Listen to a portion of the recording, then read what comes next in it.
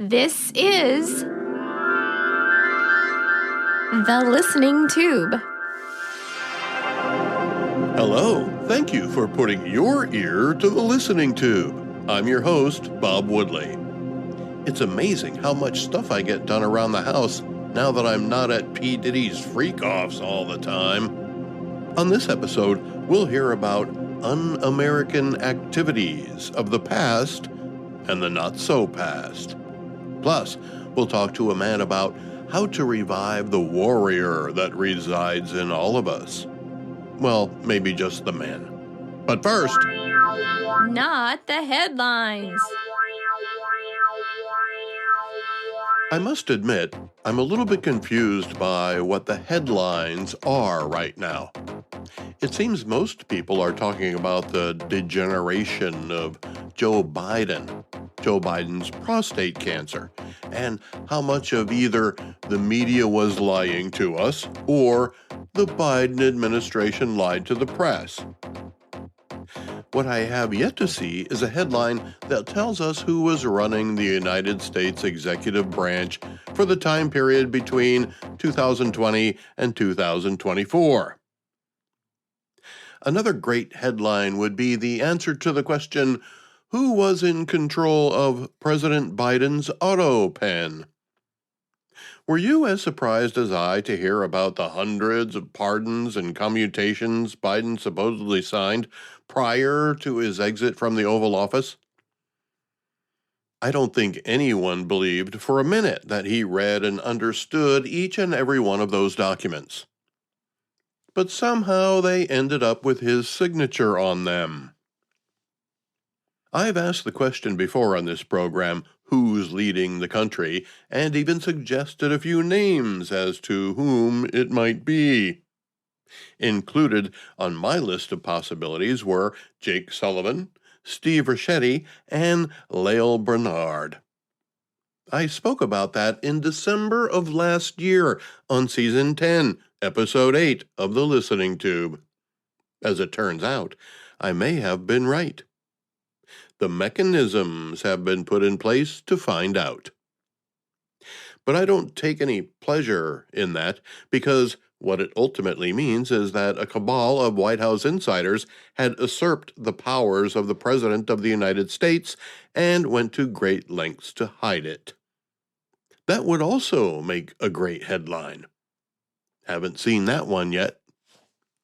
It is becoming more and more clear that the Democrat Party perpetrated what is probably the greatest fraud in the history of the United States federal government. It's also becoming clear who was participating in the scheme.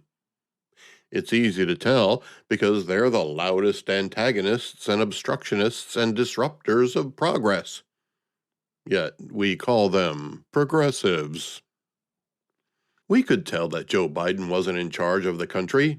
Conservative media kept pointing it out while liberal media kept trying to cover it up. Don't believe me?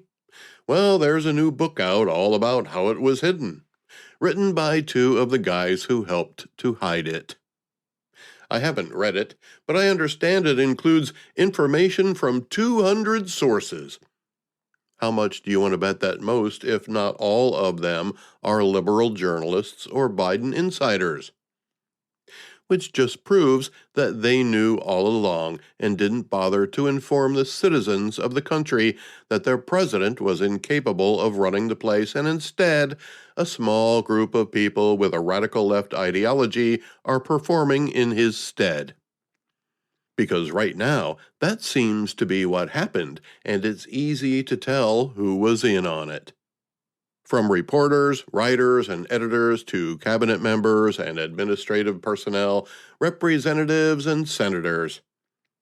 The Biden administration makes Watergate look like a kid stole a pack of gum from a candy store. Ooh, there's another good headline I haven't seen. But the reason it's not a headline now is because it should have been a headline a year ago, or 2 years ago, or 3 years ago. We don't know, because the legacy media was too busy propping up Joe Biden in a desperate attempt to prevent Donald Trump from getting reelected and elected again. I learned something from my late stepfather, who was shot multiple times in Vietnam. He was an athlete as a young man, but got shot in both legs. When he got home, he was on crutches and realized he couldn't go back to driving a butcher truck like he did before he got drafted because he could no longer drive an automobile with a clutch. So he got an education and an office job. He learned to work with the tools he had. The issue for the Democrats was that Joe Biden was the only tool they had, and what a tool he was. And you can hang your hat on that. In case you don't recall, Joe Biden was somewhat of a moderate for much of his career. He ran as a moderate against Donald Trump in 2020. He was supposed to be the unifier, the one to bring back normalcy. Well, neither of those things happened. The country became more divided, and abnormality ruled the day, with drag queens in elementary schools and boys competing in girls' sports and flooding the country with illegal aliens. Not to mention soft-on-crime policies and promoting the welfare state to keep people in control of the government. Not only were the citizens kept in the dark about the president's cognitive abilities and reasoning skills, but it seems even Joe Biden was kept in the dark about what was going on outside in the real world. A Philadelphia newspaper recently told a story about Pennsylvania's governor, in a meeting with President Biden, began to address the issue of inflation, with the preface that he's concerned about it. The story claims that the president was quickly ushered out of the room by none other than First Lady Jill Biden, who said, "All right, we gotta go." Ladies and gentlemen of the United States of America, you have just lived through the biggest scandal in the history of the country. We were lied to by the Biden administration, the people who managed Joe Biden, and the complicit press and cabinet members who knew what was happening and did nothing to protect the nation from having a pseudo-government in charge of the most powerful country in the world. All for the sake of a progressive agenda that most Americans reject. It's a demonstration of how ruthless the progressives will be to advance their policies. Certainly, their devotion can be admired, but the policies are proven failures and have been throughout modern history. But Joe Biden was the perfect vehicle to advance those policies because he was oblivious to most of what was going on, and it was the people around him who kept him in the dark. There must be accountability for the abuse that was done to our government and the damage that's being done to it now by federal district judges who keep abusing their positions by dictating national policy. It's time the Supreme Court put a stop to obstructionist lawfare that usurps the power of the executive branch. And it's time the executive branch held those who stole the valor of the presidency responsible for doing so. Let's go back through the listening tube for this week in history. This week in 1938, in the United States, the House Un-American Activities Committee begins its first session. Often referred to as McCarthyism, it sought to root out those who would try to subvert the American society by nefarious means. Senator McCarthy warned in 1950 during a speech when he said, "One thing to remember in discussing the communists in our government is that we are not dealing with spies who get 30 pieces of silver to steal the blueprints of a new weapon. We are dealing with a far more sinister type of activity because it permits the enemy to guide and shape our policy." We're currently dealing with a similar situation with the attempt of radical socialists and progressives to dismantle the American system of government from the inside. McCarthyism wasn't the answer to the Red Menace. His methods were inadequate, and his credibility was questioned. The media exposed him and he was censured by the Senate.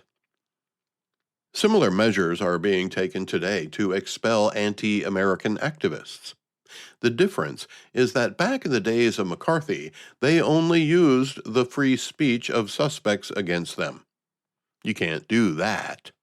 Today, the federal government is able to establish that acts can be established when they happen while the speech is being done, but it's still a separate act.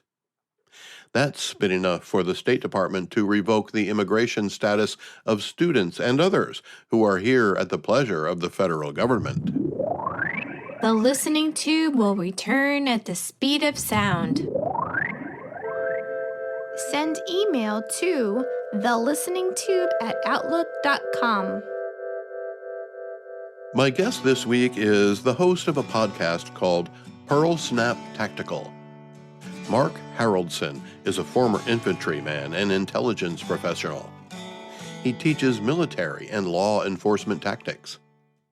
Mark Haroldson and I talked about those things and how a warrior mentality is inherent in all men.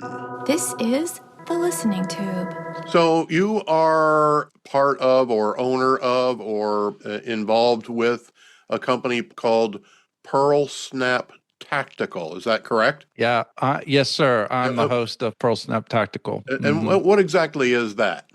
It's a podcast that it really started out with one of my business partners and I, who is also a military veteran, and I was doing it full time, just tactical training, security consulting, and training, and things like that. And there were a lot of things that we wanted to talk about in classes, but it wasn't always the right venue. But it was stuff that would pair along with the training.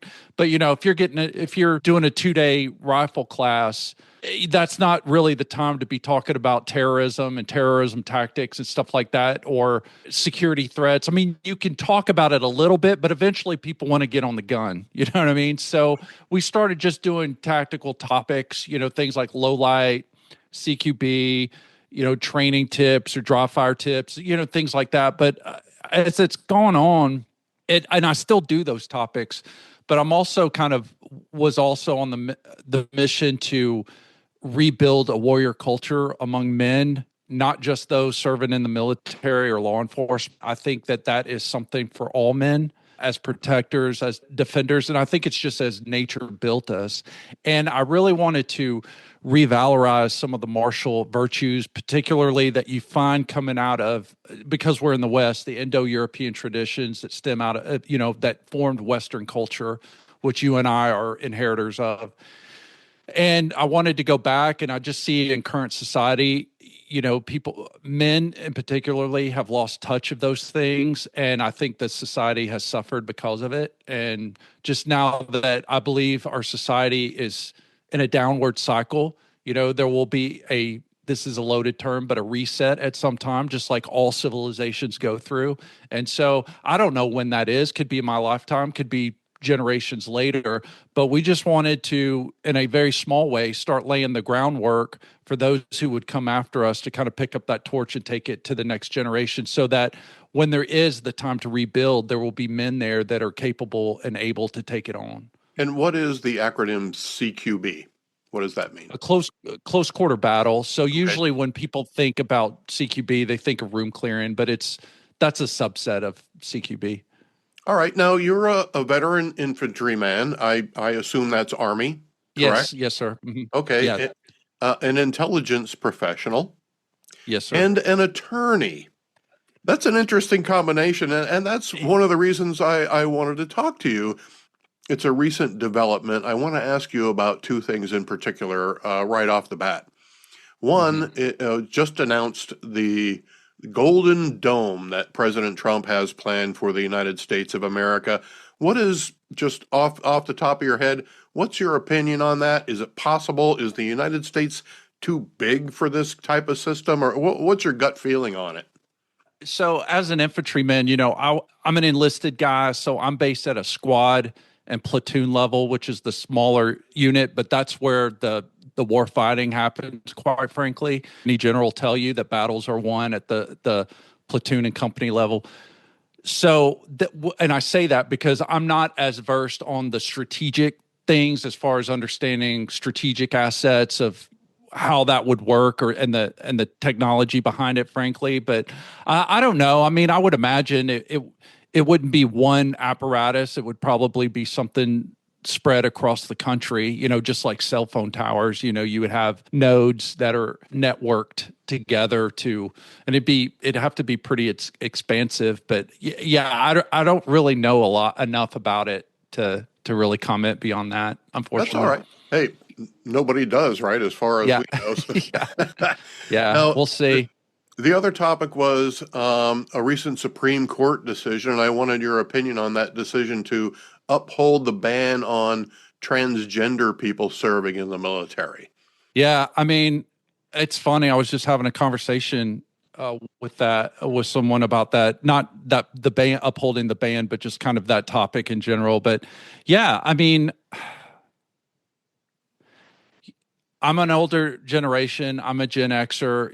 Never in my life, and someone. I'm willing for someone to educate me otherwise. Right. I want to say that at the outset. I'm willing for a scientific based explanation to educate me on this. But the way I grew up, I just never would have envisioned that we'd be having conversations where you could say that a man could have a baby, what I mean? Or that you would have someone that was being appointed to a federal office say that they couldn't define what a woman was. I mean, that just blew my mind because, I mean, I guarantee you, if you get rushed to the ER room, the doctor is going to make that decision real quick about how to categorize you based on biology, physiology. Those decisions seem, and I think for your generation too, those were just a given. The concept that we'd even have a debate over it is just, I still don't know how to get my head wrapped around that, So overall, I think, when it comes down to it, I'm an infantryman. I'm going to do what I'm ordered to. I'm going to uphold the Constitution and obey lawful orders. So, when they made the decision to bring them in, I followed orders. And if they're going to uphold the ban, then, I'm going to uphold that too. Yeah, I get you. You deal with the rules as they are. I mean, in my generation, you got kicked out of the military for being a homosexual. Yeah. So Yeah. the dynamics certainly have changed a lot there. Yeah. Now, was your career as an infantryman concurrent with your career in intelligence, or were they two separate things? So my military career, I spent about 5 years on active duty, and then I got out, and then I had a big break in service, and then I went back in 2018. I went back into the Army National Guard, and I've done some of that on active duty as well. They have like temporary short-term orders you can pick up. So I spent pretty close to 2 years as an infantry instructor. Yeah, so that time has been split between doing an intelligence MOS so as an intelligence analyst, and then also as a 11 Bravo or infantry rifleman. Okay, well, the Air Force guys wanted to know. Yeah. But in addition to that, something you speak highly of is a warrior mindset. And I hear Secretary Hegseth speak about getting back to that warrior mentality. What does a warrior mindset mean? I mean, it really, and now I'm going to let the lawyer in me kind of come out, because I mean, it really depends on how you answer it. Is you got to define your terms first, because the SecDef and I may look at that differently just based on how we define the term. And I haven't studied enough to see exactly how he's using it or not. But for my purposes and for the purpose of our podcast, and when we speak on these things, it's really more closer to a worldview, and how you see yourself in relation to the world and how you operate in it to a certain extent. I mean, these words like mindset, they get used in different contexts, right? Sometimes people just think of it as, a warrior mindset is just someone with grit and being tough and a forward charger type guy. And I guess that could incorporate that too. But for me, a warrior's mindset is getting back to values not exactly like our forebears had in the ancient world, but bringing those things out from the past and ways to live them and apply them within a modern context, just like, for instance, if you look at, the word honor, right? You and I, we can talk about honor. And I think for the most part, we're going to be on the same page and have a basic understanding of what each other are saying. But if you go back to the Iliad, or you read in Beowulf and you read about honor, well, it's the same word, but they don't always use it exactly the same. I mean, the way that honor would play out in the Bronze Age or the medieval era be a little different. I mean, if you carried that out and you acted like a man of honor from that age in the modern era, you'd end up in jail. You know what I mean? Because you just can't avenge insults and handle things like you did in the past, but that doesn't mean that those things are totally antiquated. There's still value in it. And so I guess I would, on that piece, I would say it's kind of like preservation of the fire, not the worship of ashes, right? We're taking something that was valuable in the past that made us as men and society strong, and we want to take that kernel of whatever that is and bring it forward and live it in our lives with a modern adaptation to it. So that would be one aspect of it. Is a warrior mindset more offensive or defensive? I'd say it's pretty holistic. I think it can be offensive. I think, I guess I'd go by the cliche that the best defense is an offense, right? But it just, I guess you could also substitute warrior mindset, I think, with kind of a Nietzschean view of living a heroic life. So Nietzsche, some of the other philosophers would talk about this aspect of a heroic life, living a heroic life. And you're like, what's that mean? Most people, they don't consider themselves hero, even people that do heroic things. But if you look at, again, these ancient myths, these legends, these sagas, that's what these warriors were engaged in. And that's what those people of the time that read those things, that's what they wanted to emulate in their own personal lives. And so I think for today, what a heroic life is someone that is not risk adverse, does not seek comfort, does not seek stasis and consumerism, hyper consumerism, but they see struggle as not something to be avoided, but really a catalyst for growth. And that to understand that the price of admission for excellence, for advancement, for any type of greatness or accomplishment is going to come by way of experiencing challenges, struggle, and even pain to a certain degree. So there's a ancient philosopher that I'll quote a lot on the podcast that I dig, named Heraclitus. And I'm going to paraphrase one of his sayings, but it's one of my favorites that says, war is the father of all things. And he's not just talking about kinetic war, just pulling out a sword and slashing people with it. He's just talking about the nature of the universe is conflict. The nature of the universe is struggle. If you look at as nature as your teacher, that you'll just see that just struggle, sweat, and effort is part of it. The obstacle is the path, and pain is associated with that. And so we live in a society that is addicted to comfort, that is addicted to having things done for you, things on automatic. I mean, even this self-help space is always talking about hacks and how you can get rich quick, and how, if you do these 3 simple things to crush your market investments or whatever, everyone's always looking for shortcuts. And yeah, I believe in working smarter, but at the end of the day, there's a price to be paid for victory. And you're going to have to pay it in your own sweat, in your own tears, and in some cases, your own blood. What are some examples of ways that a warrior mindset can be beneficial to someone who is not a warrior? We would take issue with that word, saying that only military folks or only law enforcement folks or someone who's charged by their profession to carry on and maybe sometimes have to lay hands on people or something, that they alone reserve that status as a warrior. Again, if we look back at our forebears in ancient societies, I mean, whether you were a farmer, whether you were a fisherman, you go back far enough and everybody had to know how to wield a blade. Everybody had to know how to defend the village. to fight off some type of threat, whether it was a wild beast or another invading, guys from another neighboring village that was coming over to get your stuff, right? So that was just kind of baked in the cake, so to say. And so I would just start flat out there that I think this is a path for all men, to adopt. And then as far as how those virtues can help you, it doesn't matter whether you're a banker or a bricklayer. We all have struggles in our life. We all have the chaos of life, death in the family, a debilitating disease, a diagnosis that hits you out of nowhere, catastrophes that happen to your property or within families, struggles in your job and occupation, whatever it is. I mean, again, it is not to just simply endure, but to engage with the chaos and the conflict that we find just in daily living.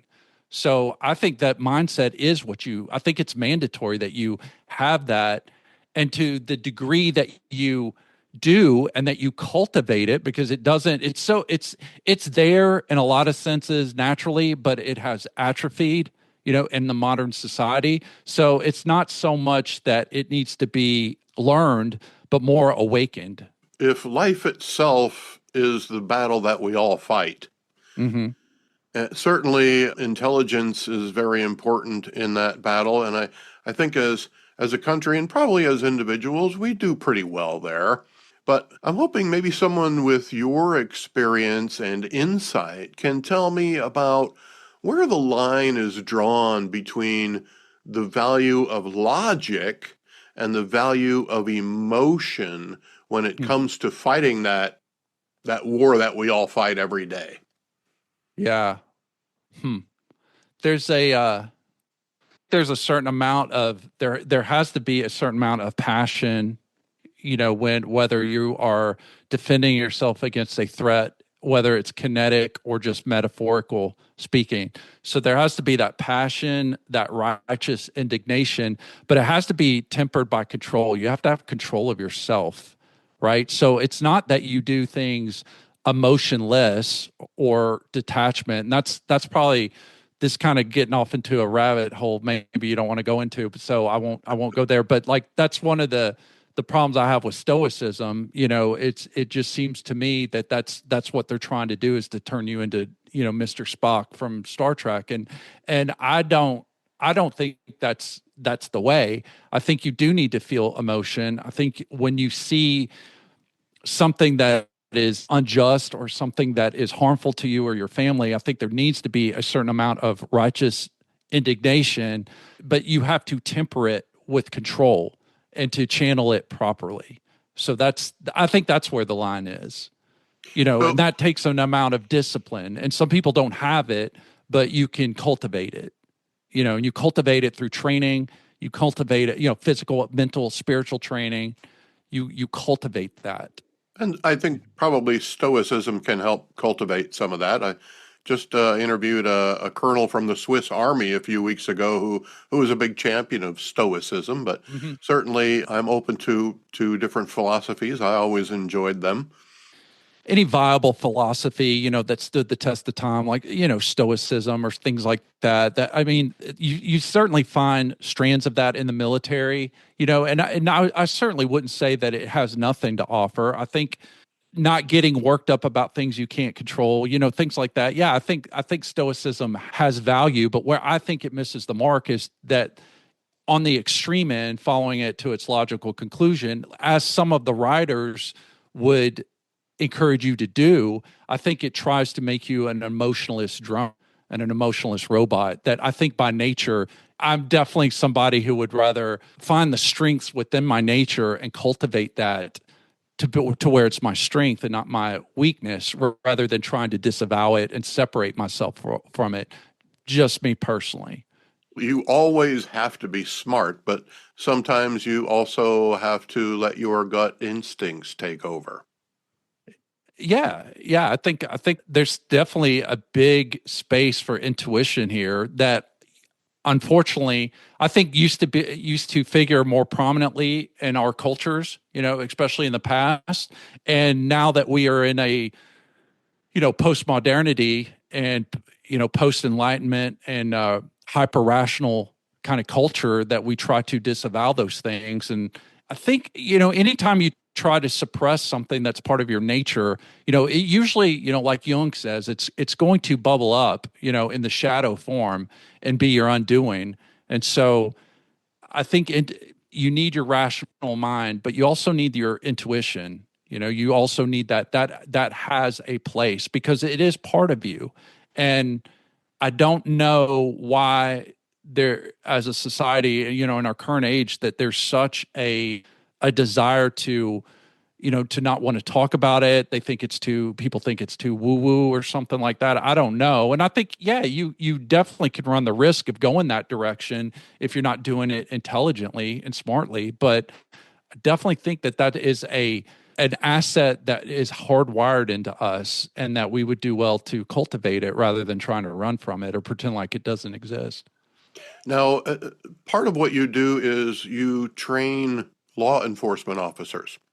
Mm-hmm. And I would imagine you train them in tactics and things like that, self-defense, how to make a bust, and whatever the case may be. But my question is there an inherent danger in local police officers having a military or a warrior mindset?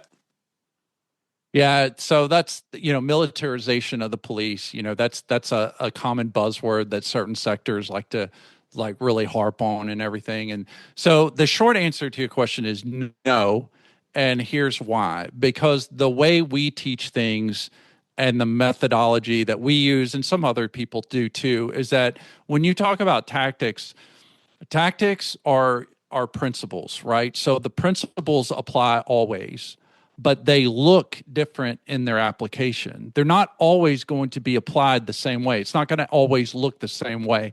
So if you talk about tactics in the military, tactics in the law enforcement, or tactics for just a security minded citizen, the principles are going to be the same, but the application, how they look as they get applied, that's going to be different. So when we train things, I'll typically, depending on how long the course is, if we have time, I will first show and demonstrate. Normally, this is through like kind of a seminar, kind of classroom type thing with a slide deck. Show the foundations of tactics and some examples and how that plays out. And then usually, by then, if you've got skeptical people in your audience, and you usually do, they're like, "Oh, we can't do this. We're not allowed to do this stuff." And then once we go out on the range, then we start talking about, well, here's what you see in your job. This is how, you're not in a village. You're not in an alleyway in Mogadishu. You're not in a village, at the base of the mountains in Afghanistan, but you are in city X. And this is the lay of the land. And these are your rules of engagement. And this is how you would apply these tactics for your job set. Because it's the same thing. And I think that's a misnomer that people have of the military, that we just have one way of doing things. And that is we get the biggest hammer and we roll in and we just destroy and crush everything in our wake. And there are certainly times where that happens, but you have to understand that the military has rules of engagement too, and those change from conflict to conflict. Even like I mentioned my business partner before, he was in the Ranger Battalion for 5 years and he did 4 Afghanistan deployments, and he had different rules of engagement each time he went. So for each of those 4 deployments, the things he did and the things he was able to do was not the same as he was on the deployment before, because as the operating environment changes, your rules of engagement have to adjust for that. Now, yes, they might be more, the threshold for violence and things like that may be greater in a military context because you're in a state of war. Sure. I mean, I will grant you that. But again, that just goes back to reinforce my point about the application looks different, but the principles are not.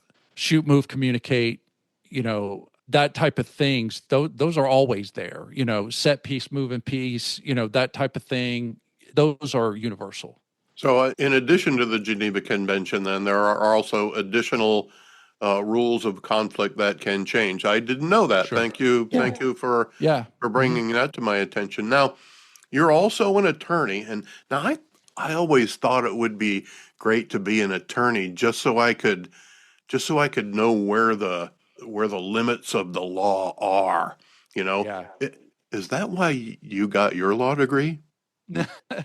No, I'm just somebody, I have a wide range of interests. And that was something, even when I was a private in the military and hadn't even finished my bachelor's, that was just something that was on my bucket list that I wanted to do. I thought that I would have done my 20 years and then done, then went to law school and everything, but it didn't work out that way. But I mean, I got to the same place. I just took a different route. But yeah, for me, I was just interested in the law and how it operated. And all of my experience pretty much was working out of the district attorney's office. So it was, I would say it was exactly like the military, but it was, as far as the culture and the camaraderie and kind of some of the, I don't know, the philosophy, it was the closest thing to being in the military I've ever done inside the civilian world, as How far as has in that environment. Yeah. how has a deeper knowledge of the law helped you in the other aspects of your professions? Well, training law enforcement, right? So understanding from being a prosecuting attorney, we are prosecuting, against criminals, right? We are enforcing the law against the criminal element. And so I know day to day what officers are doing. I understand not what they go through inside their mind necessarily, but I understand the parameters of their job, how they are confined within the rules of criminal procedure and the rules of evidence and things like that. And so very much has helped me, when if we do those kinetic classes, yeah, I understand what their use of force protocols are and their policies within their departments and how to read those and analyze them and then tailor our training so that it doesn't violate those things, so that it helps them. We're giving them material and tools that will help them do their job and not something that's going to hem them up. Obviously, your one of your major concerns is security, whether that's Mhm. personal security or the security of property, the security of our country. Right. Was it frustrating for you to watch what was happening at the borders of the United States under the Biden administration? Yeah. I mean, I I don't know how any rational human being, with any understanding of history, right, would be able to watch that and cheer for that or advocate for that. I mean, just it doesn't even matter. Everybody wants to reduce things to racial issues and things like that. And I don't even think that's where the discussion needs to be. I mean, it's just the fact that there's no everything has a threshold, right, that it can support. In any structure that you put a load on, it can only, whether it's a ladder, a staircase, a building, a car, anything that you put under a load, it's only designed to handle so much. And so to just have a flux of millions upon millions of people, within just within a year, or within months, or whatever your time frame is, without having a system to assimilate those and to process that and integrate it into your society will cause chaos.